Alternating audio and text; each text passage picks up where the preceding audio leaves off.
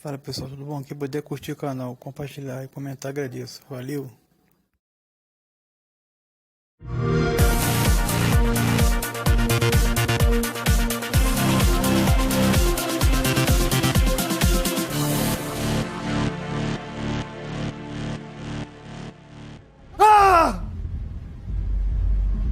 Slow, deep breaths. Your cortisol and adrenaline spiked, but the soft activated your hormone blockers. Nothing happened. You're alive and well. That was too much. The game we've been waiting for ever since we saw those awesome flying cars in Blade Runner, it's almost here. We've been waiting for Cyberpunk 2077 since they announced it way back in 2012. We know you've been waiting too, so please don't be jealous, because we got to play it. Like, for 4 hours. It was awesome. We know the wait can be agonizing, so maybe we can just take the edge off a little bit by telling you about the first few hours of the game, and we'll keep the spoilers as minimal as we can.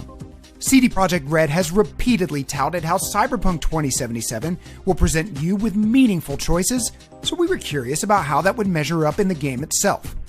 If the first few hours are an indication, CDPR ain't lying. From the very beginning, you're presented with an incredible range of meaningful decisions. Naturally, character creation will have far-reaching effects on your character's looks and playstyle. Before you start exploring Night City, you're presented with another huge choice, your origin story. Now, this isn't something that happens in a menu, you're actually going to play it. You can pick from 3 backgrounds for V: Nomad, Street Kid, or Corporate.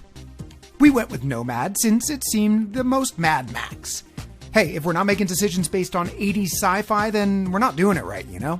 The demo opens up with some simple car trouble before the local sheriff waddles in to hassle us. What kind of cyberpunks would we be if we didn't totally ignore authority figures, right? No need to worry. I won't be staying long. Didn't answer my question now, did you? We tell Dad to cram it and get to work. Apparently, someone wants something smuggled into Night City. The only problem is Night City is past the northern-southern California border, so we're gonna have to smuggle it through the Border Patrol. Luckily, we just happen to be a scrappy, nameless nomad who will do just about anything for a few Eurodollars. But to successfully get the package across the border, you'll need help. From there, we meet up with Jackie Wells, who you might remember from some previously shared gameplay demos of Cyberpunk 2077. One small Border Patrol bribe later, and we get the contraband safely through the checkpoint, only apparently the bribe was too small. Stop your vehicle immediately. Let's get out of here. On it.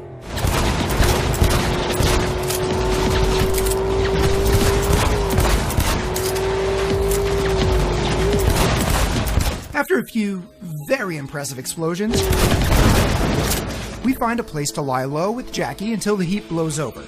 Not to mention, pop the top on that contraband to find out what's inside. What, you want us to spoil it? No way! There is honor yet among cyberpunks.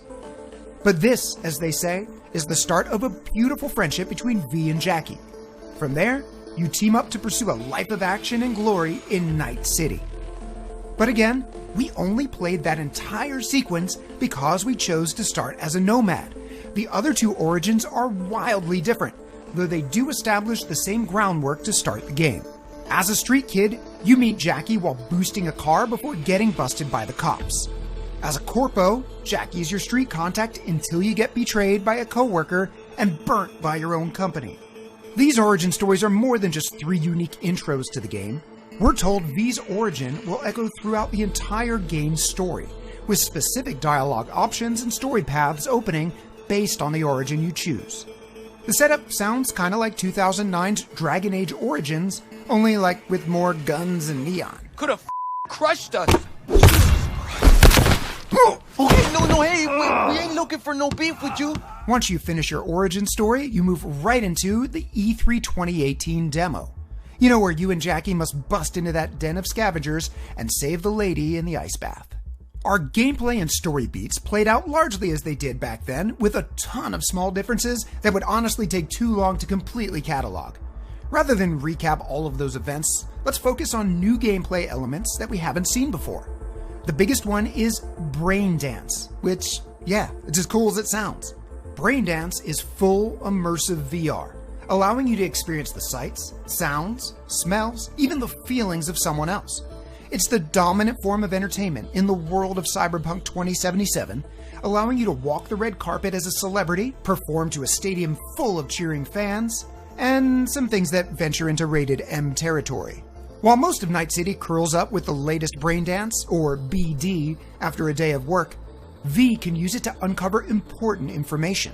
As the subject with the BD recording implant moves through recorded scene, you're able to fly around in 3D space and scrub through all the data the implant picks up. Full cam control in analysis mode, so move around, zoom in and out, whatever else you come up with. Think of it as your own little sandbox. If you've played Tacoma, available on Xbox Game Pass, you're getting the right idea.